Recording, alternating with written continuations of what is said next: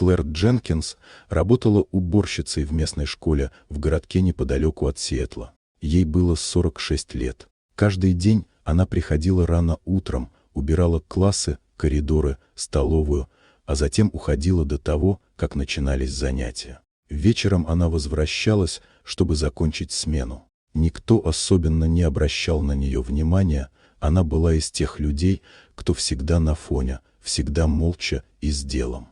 Ученики, особенно старшеклассники, часто проходили мимо с легкой насмешкой. Они видели в ней просто женщину в рабочем комбинезоне с ведром и шваброй. Однажды, когда шел школьный конкурс талантов, кто-то из учеников пошутил, мол, пусть и уборщица споет, раз уж она все время подпевает себе под нос в коридоре. Один из организаторов подхватил идею формально, в качестве разогрева перед выступлениями учеников. Клэр не отказалась. Никто не ожидал, что она действительно выйдет на сцену. Зал был заполнен ученики, учителя, родители. Когда она поднялась на сцену в той же форме, что и всегда, кто-то в зале фыркнул. Другие стали перешептываться, кто-то усмехнулся. Играла минусовка старой джазовой композиции «At Last» из репертуара Этты Джеймс. Клэр закрыла глаза и начала петь.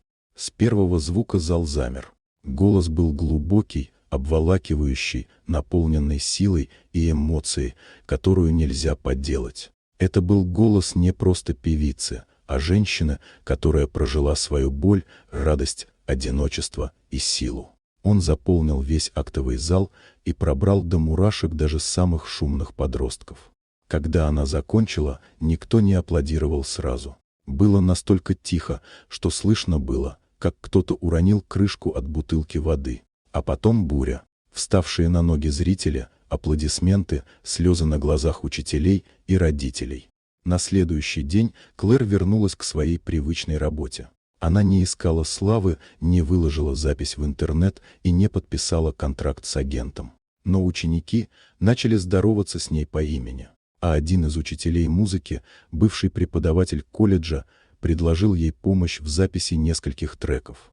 Про нее написали в местной газете. Кто-то даже прислал письмо в школу, предлагая выступление на городском фестивале. Но Клэр просто продолжала петь по вечерам у себя на кухне, когда мыла посуду, или в пустом зале, когда заканчивала уборку. Ее голос остался с теми, кто однажды услышал его. И больше никто уже не смотрел на нее, как на простую уборщицу. Дорогие друзья, если вам понравилось видео, поставьте лайк, а также подписывайтесь на канал, впереди еще много интересного.